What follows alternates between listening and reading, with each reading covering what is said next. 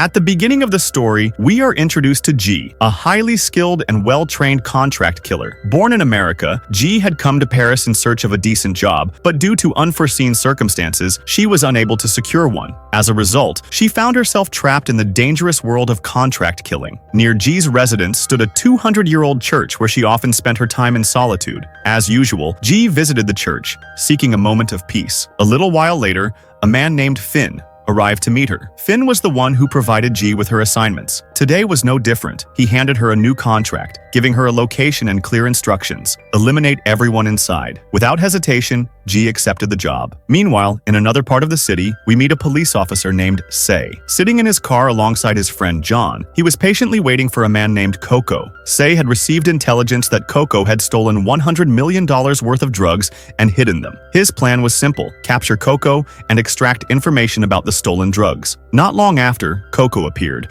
driving a luxury car. Just as he was about to leave, Say swiftly blocked his path with his own vehicle and held him at gunpoint. He demanded that Coco reveal the whereabouts of the stolen drugs, but Coco refused to talk. Spotting an opportunity, Coco launched a surprise attack on Say, seizing his gun and shooting John in the leg before speeding away in his car. Acting quickly, Say fired his weapon, hitting Coco in the shoulder. The injury caused Coco to lose control of his car, sending it crashing into another vehicle before flipping over. Despite the crash, Coco managed to crawl out of the wreckage and attempted to flee on foot. Say, determined not to let him escape, pursued him relentlessly. In desperation, Coco grabbed a young girl, using her as a human shield at gunpoint, but Say was quick to act. Seizing the perfect moment, he fired a precise shot, hitting Coco right in the head, killing him instantly. Coco had been listening to music through his headphones at the time of his death. Ironically, the song playing was sung by none other than his girlfriend, Jennifer. Meanwhile, G paid a visit to an elderly tailor, a man she had known for years and considered a mentor. The tailor had sustained an injury to one of his hands after being assaulted by a customer who had collected a suit from him. Upon learning about this, G had hunted down the attacker and beaten him mercilessly. After checking in on the tailor, G selected a suit and hat before heading out to fulfill her contract. Following the address given to her by Finn, G arrived at a nightclub.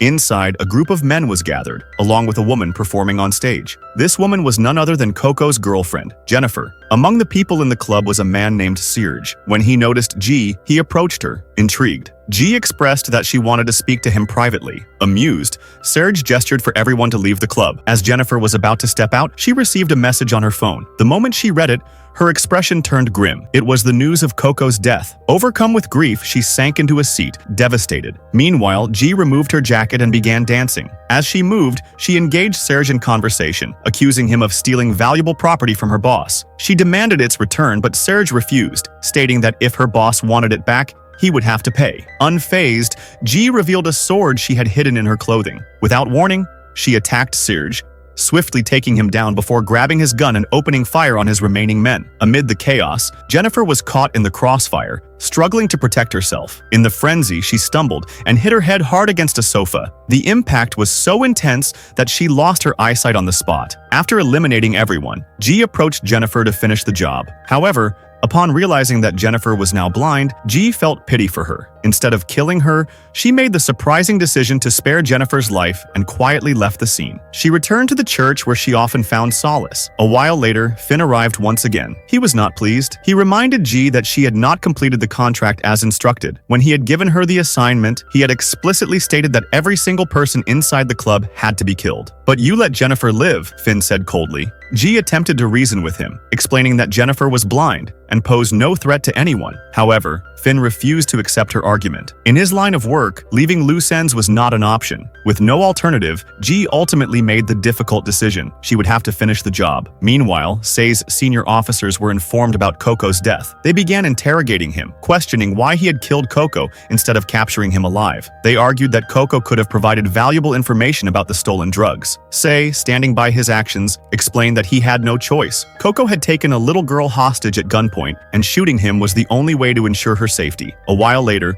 2 more officers arrived to speak with Say. They revealed that Coco had been listening to a song by a singer named Jennifer at the time of his death. Jennifer was a performer at a nightclub, the same club where several people had been brutally murdered with a sword the previous night. Realizing a possible connection between Coco's death and the nightclub massacre, Say and the officers launched an investigation. Meanwhile, G was preparing to carry out her final task, eliminating Jennifer. To get close to her, G forged a fake US ambassador ID. The next day, disguised under a new identity, she entered the hospital where Jennifer was admitted. Inside Jennifer's hospital room, G observed the singer lying in bed, her eyes covered with bandages. Seizing the opportunity, G subtly poisoned the IV drip. As she turned to leave, Jennifer, unaware of G's true identity, spoke softly. She expressed her deepest regret. She longed to recover so that she could finally visit her mother and apologize for all the pain she had caused her. G hesitated. Hearing Jennifer's heartfelt confession, she felt an unexpected wave of pity. Instead of letting the poison take effect, she used a small clip to pinch the IV tube shut, preventing the lethal dose from entering Jennifer's body. Just then, Say arrived at the hospital, having uncovered information about Jennifer. He entered her room and began questioning her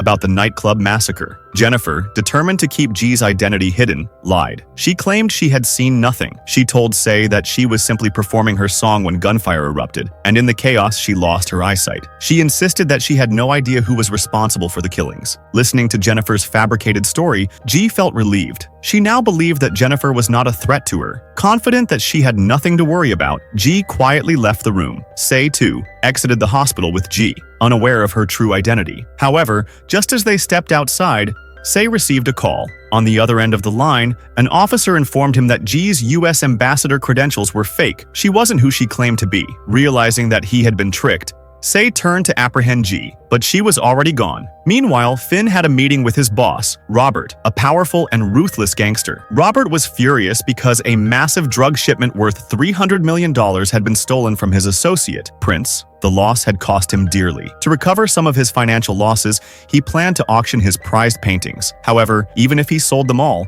they would only fetch about $75,000, nowhere near enough to compensate for the stolen drugs. Robert tasked Finn with hunting down those responsible for the theft and reclaiming the stolen shipment. Meanwhile, Say decided to interrogate Prince, as the people G had killed at the nightclub were the same individuals who had robbed Prince. During their conversation, Prince revealed that he had been attacked in broad daylight. Armed men stormed his private jet, overpowering him before stealing the aircraft. When Say asked if the stolen drugs had been on board, Prince hesitated. He refused to confirm anything. Instead, he claimed that the thieves had only taken his private jet, deliberately avoiding any mention of the drugs. He knew that if he admitted to transporting illegal substances, an inquiry would be launched against him. Realizing that Prince wouldn't provide further information, Say decided to investigate on his own. Meanwhile, Finn called G over and reminded her that she had not yet completed her unfinished task. Jennifer was still alive. G replied that Jennifer had lost her eyesight and hadn't seen anything inside the club. Even when questioned by the police, she had revealed nothing. She was no threat to them. Finn was not pleased with G's reasoning. He then reminded her of the past. When she first arrived in the city,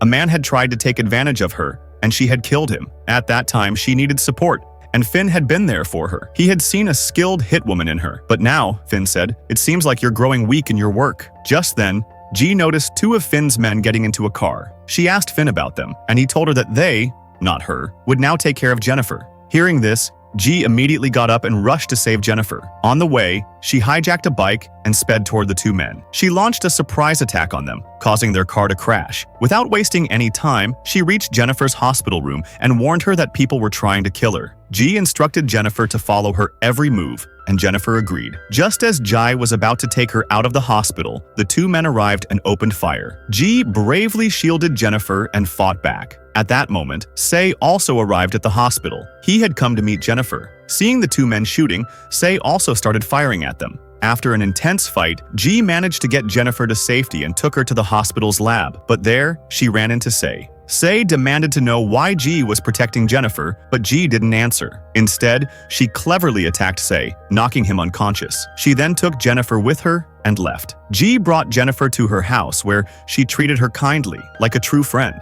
Since Jennifer was American, G casually asked her why she had come here. Jennifer revealed that she had come to this city to earn money. After some time, she met a guy named Coco, who was involved in illegal activities. Despite that, she supported him. Coco wanted to be her manager, but a few days ago, he was killed. When G asked why Finn's men wanted her dead, Jennifer explained that Coco, along with his friends, had stolen drugs from a private jet, and she was also involved. Later, Coco had packed the stolen drugs into a van and parked it somewhere in Paris. However, since Jennifer was new to Paris, she had no idea where exactly the van was located. Meanwhile, Prince informed Robert that an officer named Say had come to interrogate him. But instead of revealing anything, Prince did not reveal any information about the stolen drugs. He also told Robert that Say had shown him Robert's picture and asked if he recognized him. Hearing this, Robert immediately questioned Prince. "And what did you tell him after seeing my photo?" Prince smirked and replied, "I'm not that stupid." Robert's anger flared. Furious, he began beating Prince mercilessly. In truth, Robert was already enraged because the drugs had been stolen under Prince's watch. Finn had to step in to save Prince. However, Robert, still fuming, turned to Finn and ordered, "Put a contract on G and have her eliminated." Meanwhile, G had just learned the truth about Jennifer. Enraged, she pulled out her gun, ready to shoot. She had gone against Finn to protect Jennifer, thinking she was an innocent girl. But now, she realized Jennifer was involved in criminal activities all along. G fired a shot. Later, Finn arrived to meet her. He asked why she had killed his men at the hospital. G replied coldly, "I do my own work. I don't let others do it for me." She then claimed that she had already taken care of Jennifer herself. Hearing this, Finn smirked and left, satisfied. But soon, it was revealed that G had actually spared Jennifer's life. On the other side, Say's fellow officers had managed to track down G by checking CCTV footage. They discovered that she visited a particular restaurant every day to get food. Say immediately traced the restaurant's location and set up a trap. When G stepped out of the restaurant with her meal, Say and his team surrounded her and took her into custody. At the police station, Say began interrogating G about Jennifer's whereabouts. However, G didn't reveal anything. Instead, she countered with a question. "Have you ever been shot?" Say thought for a moment and replied, "Only once in my life. I was chasing a suspect when he shot me in the leg. He wasn't trying to kill me though, but before he could escape,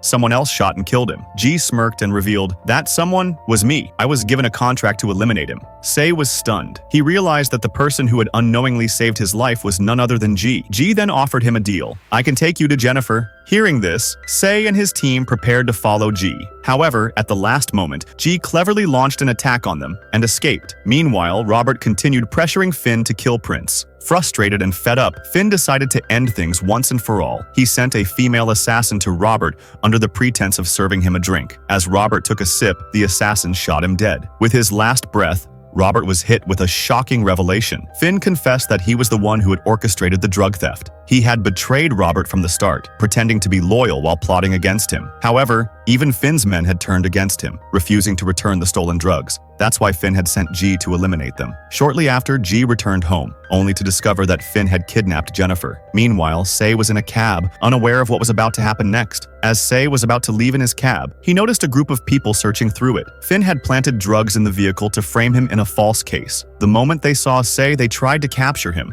but he managed to escape. Meanwhile, G reached the tailor's shop, where the tailor informed her that an officer had come looking for her. He handed G a number that the officer had left for her. G immediately went to Finn. He tried to lure her in, saying, "Now I have both Jennifer and the drugs. Why don't we join forces and work together?" But G firmly refused, saying she no longer wanted to be a part of this business. She also insisted that Jennifer was completely innocent and should be released. Finn smirked and replied, "Fine, I'll let Jennifer go, and I'll set you free too. But first, you need to do one last job for me." He showed her Say's photo and gave her a location where Say was expected to arrive soon. "You have to kill him," Finn ordered. "Do this, and Jennifer walks free." G agreed. A while later, armed with a gun, she positioned herself inside a building near the target location. Not long after, Say arrived. He had been called there by his own friend, who, unknown to him, was working with Finn. Say's friend had lured him there on Finn's orders, but Finn had also sent another sniper to the location, aiming at G. His plan was clear. Once G shot Say, the sniper would eliminate her too.